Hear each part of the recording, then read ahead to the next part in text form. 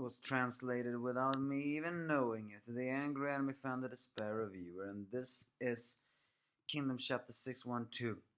The guy that everybody now notes to dislike came back. It's worth noting that a lot of people dislike him now. And I mean, I can understand why, but I can also not understand why. I mean, my reasons of disliking him is simply because I feel like he is a tiny fish in a big pond. And of course that he is the reason for so many awesome characters' deaths, but it's just that I think other people are just hating on him because they feel like he's just there, and that's just the point, people! He is just meant to be there! As I said before, he is a tiny fish in a big pond. He is superhuman beyond any belief, but he is not superhuman military. He is, in essence, naive. He is super powerful and he just doesn't care about it because of his own ego. That is Hawken. So you just have to realize that is the point of his character. He is meant to show that though only those that aim for a destiny in the military can find what they are looking for. Hawken doesn't have a path. All he has is his own ego. Yes, this is Kingdom Chapter 612, and I am the Angry fan. Kaine can at first not catch up to the Quinn guy people, but then Hawken appears, and he is in a very unstable. He's in a very unstable matter, screaming loudly that even the other horses gets terrified, and he appears to be humongous to the other people. As Hawken demands where Riboku is, Kaine units manages to catch up, but Quinn's Shiryu unit pulls back what we know of.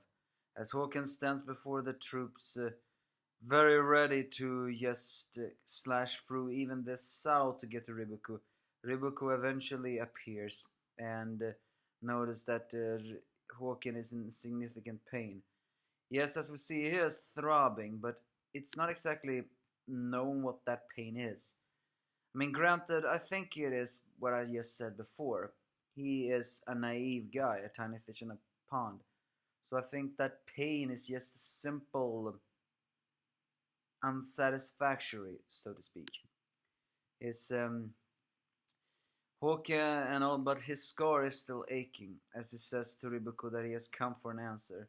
And it's actually revealed that 20 years ago, he and Riboku actually met, which means that Riboku just swooning over Hawken.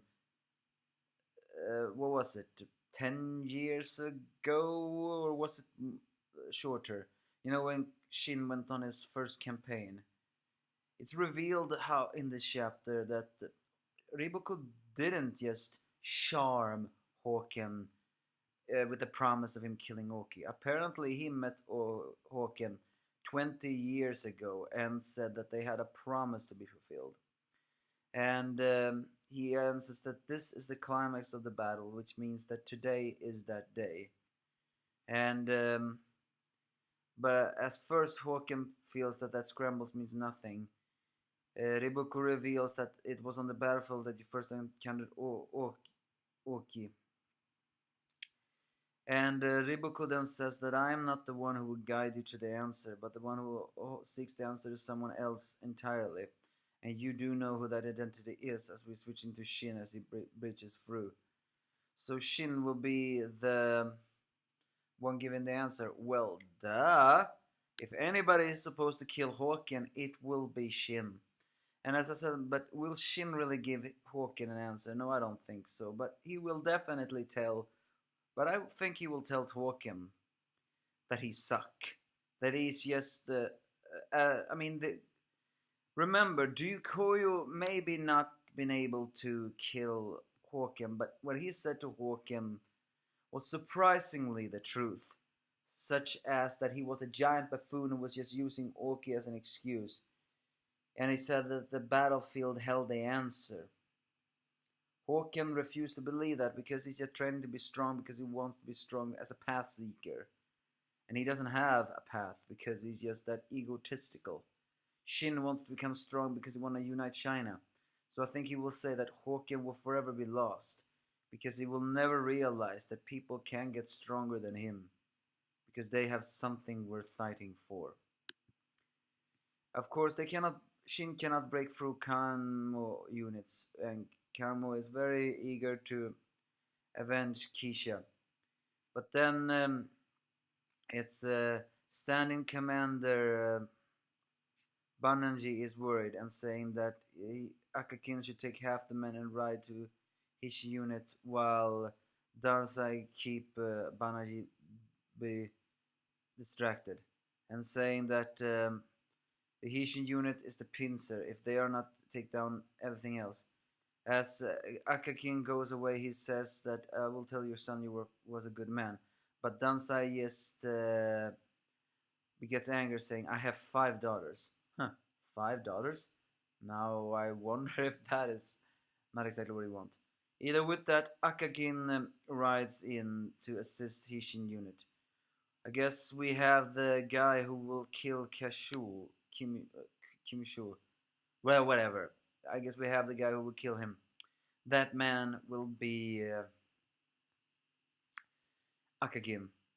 But stand-in Dansai cannot kill Banerjee. But maybe uh, Oho will come back to the field.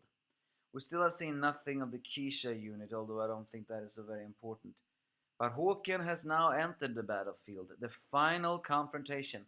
And I please let this be the final confrontation is upon us. But the problem is Shin is still not really healed from his battle, so I'm not really sure if he has the strength to defeat Håkan.